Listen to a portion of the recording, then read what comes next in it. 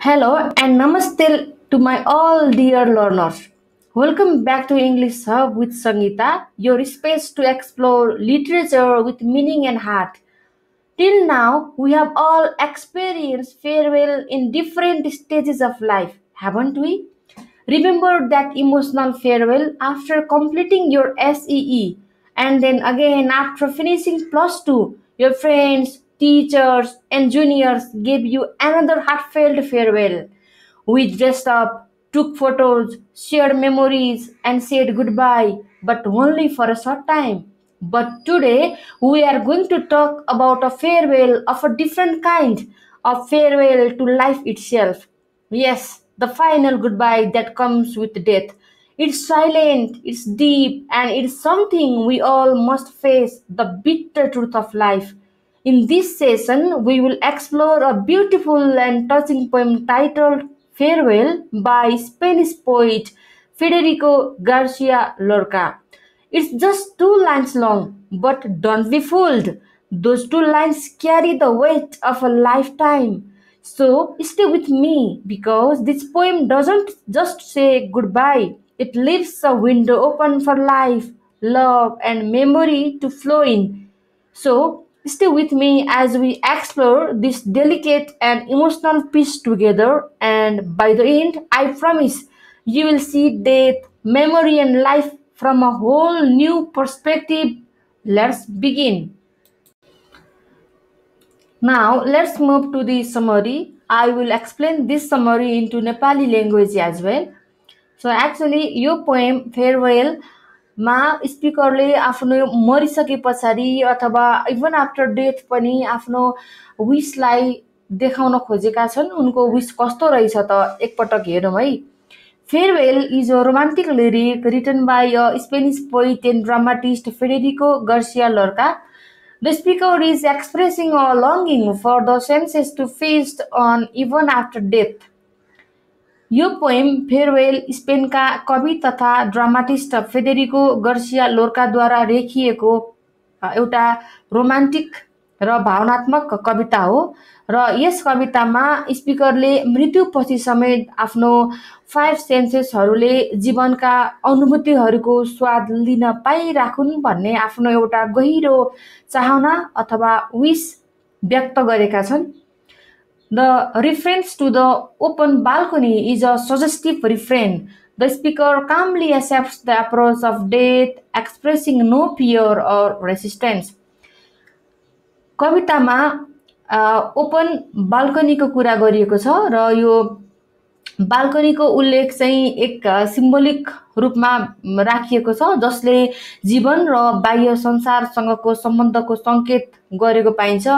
The final line leave the balcony open carries deep symbolic meaning. It suggests the speaker's quiet acceptance of death while still longing for a connection to life. हाम्रो पोएमको इन्डिङमा leave the balcony open भन्ने एउटा line लेखिएको छ र त्योसँगै यो पोएमको ending भएको पाइन्छ।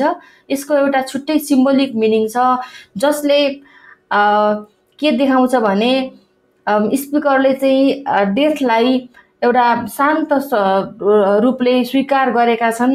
उनमा कुनै डर अथवा प्रतिरोध छैन। अन्तिम लाइन जुन यो लिभ द बाल्कनी ओपन भन्ने छ यसमा उनको एउटा गहिरो प्रतीकात्मक अर्थ समेत लुकेको छ। यसले जीवनप्रति स्पिकरको जोड त्यस्तै गरी सौन्दर्य र सम्झनालाई खुल्ला रहिराख्नको लागि समेत आग्रह गरेको पाइन्छ। The open balcony may symbolize the outside world, fresh air, nature और ongoing life, implying that even as he departs, life continues. यसको अर्थ खुल्ला झ्यालले बाहिरी संसार, ताजा हावा, प्रकृति अथवा जीवनको निरन्तरताको प्रतीक जनाउँछ र यसले यो संकेत दिन्छ कि मृत्यु आउँदै गर्दा पनि जीवन भने चलिरहन्छ अथवा लाइफ र डेथ भनेको त अपार्ट भयो। त्यसैले दुईटा एकअर्कामा कनेक्टेड छन् भन्ने कुरा समेत देखाइएको छ। It also reflects a gentle request not to close off the world or shut out beauty. यसले के पनि देखाउँछ भने मृत्यु आउँदै गर्दा पनि जीवनलाई कुनै पनि बाधा व्यवधानले छेक्दैन। त्यो सानो विशबाट पनि के बुझ्न सकिन्छ भने स्पिकरले सामान्य लाग्ने तर ती सुन्दर क्षणहरूसँग अझै पनि जोडिराख्न चाहन्छन् भन्ने देखिन्छ। The speaker seemingly close to death calmly asks someone, perhaps a family member, to leave the balcony open. स्पिकरले कसैलाई अथवा सायद उनको परिवारको कोही मेम्बरलाई हुनसक्छ मृत्यु नजिक आइरहँदा उनले लिभ द बाल्कनी ओपन भनेर आग्रह गरेको, रिक्वेस्ट गरेको जस्तो देखिन्छ। Through this request he expresses his desire to stay connected to the simple beautiful moments of life even after his gone. सो यो सानो रिक्वेस्टबाट स्पिकरले जीवनका सामान्य तर सुन्दर क्षणहरूसँग अझै पनि जोडिन चाहन्छन् भन्ने कुरा देखाउन खोजेको छ। From the balcony he wants to see a little boy eating oranges and hear the reaper harvesting wheat and singing. Speaker भन्छन् उनले आफ्टर डेथ समेत उनको यस्तो विश रहेको छ कि बाल्कनीको सधैँभरि बाल्कनी खुल्ला रहिरहोस्, किनकि ताकि उनले त्यहाँबाट एउटा सानो केटाले सुन्तला खाइरहेको देख्न पाउन् र जुन त्यो हार्भेस्ट गर्दै हुन्छ अथवा गहुँ काट्ने मान्छेले, एउटा किसानले गीत गाउँदै काम गरिरहेको सुन्न उनी चाहन्छन्। These ordinary yet vivid images show how much the speaker values the living world. यी कुराहरूले अथवा यस्तो सामान्य लाग्ने तर जीवन्त तस्बिरहरूले जीवनलाई स्पिकरले कति माया गर्छन् भन्ने कुरा दर्शाएको पाइन्छ। His wish suggests that life is meaningful, vibrant and worth cherishing. Ultimately, the poem reminds us that even in the face of death, the beauty of life should not be forgotten. स्पिकरको इच्छा यही छ कि जीवन सार्थक, जीवित र प्रेम गर्न लायक हुन्छ र अल्टिमेटली पोएमले मृत्युको सामना गर्दाखेरि समेत जीवनको सौन्दर्यलाई बिर्सन नहुने सन्देश बोकेको पाइन्छ। Now let's discuss about the key themes as well. पोएममा लाइफ र डेथको कुरा गरिएको छ, त्यसले गर्दाखेरि यसको मेन थिम नै पार्टिङ एन्ड सेपरेसन हो। अर्को रहेको छ लस एन्ड ग्रिफ। कविताले मृत्युको सन्दर्भमा लस र ग्रिफको भावना व्यक्त गरेको पाइन्छ। जस्तो स्पिकरले मृत्युलाई शान्त र सहज ढङ्गले स्वीकार गरेका छन्। उनले विदाईमा आँसु होइन, एउटा समर्पण देखाएका छन् र मृत्युको सामना गर्दा पनि गहिरो शान्त भावना प्रस्तुत गरिएको छ, जुन गम्भीर तर गम्भीरताभित्रको समेत एउटा शान्तिलाई देखाएको पाइन्छ। अर्को रहेको छ मेमोरी एन्ड रिमेम्बरेन्स। जस्तै पोएममा भनिएको छ लिभ द बाल्कनी ओपन। यो एउटा अनुरोध र एउटा इच्छा पनि हो स्पिकरको आफ्टर डेथ, र उहाँले डेथ पछि पनि जीवनका ससाना सुन्दर पलहरूसँग जोडिरहन खोजेका छन्। जस्तै सुन्तला खाइरहेको एउटा केटालाई हेर्ने, त्यस्तै गरी गहुँ काट्ने किसानको गीत सुन्ने, गहुँ काट्ने किसानले गीत गाएको आवाजलाई सुन्ने जस्ता सामान्य लाग्ने तर जीवन्त तस्बिरहरू नै स्पिकरका मेमोरीहरू हुन् र यो मेमोरीहरूले मृत्युपछि पनि कसैको सम्झनामा जीवनको सौन्दर्य जीवित रहन सक्छ भन्ने कुरालाई देखाएको पाइन्छ। अर्को रहेको छ ट्रान्जिसन एन्ड चेन्ज। यो पोएम जीवनबाट मृत्युतर्फको रूपान्तरणको एउटा क्षणलाई समेटिएको छ, तर यो परिवर्तन भयावह भने होइन, यो शान्त, स्वाभाविक र सहज रूपमा प्रस्तुत गरिएको छ। स्पिकरले कुनै खालको डर देखाउँदैनन्, बरु शान्त भावले परिवर्तनलाई अँगालेको पाइन्छ। कवितामा भनिन्छ कि परिवर्तन जीवनको अंश हो र मृत्यु पनि एउटा स्वाभाविक रूपान्तरण हो र लाइफमा डेथ सधैँ प्रेजेन्स नै रहिरहन्छ, त्यो पनि भन्न खोजिएको छ पोएममा।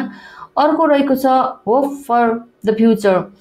यद्यपि कविता फेयरवेल शीर्षकमा आधारित छ, तर यसमा भविष्यप्रतिको आशा अथवा भने एउटा होप फर द फ्युचर देखाइएको छ, जहाँ खुल्ला झ्यालले अथवा बाल्कनीले चाहिँ प्रकाश, हावा र जीवनलाई भित्र आउन दिन्छ।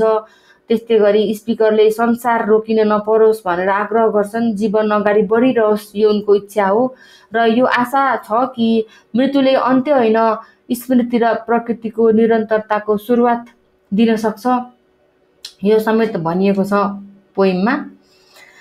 So this poem expresses the idea that death is not something to be feared or resisted.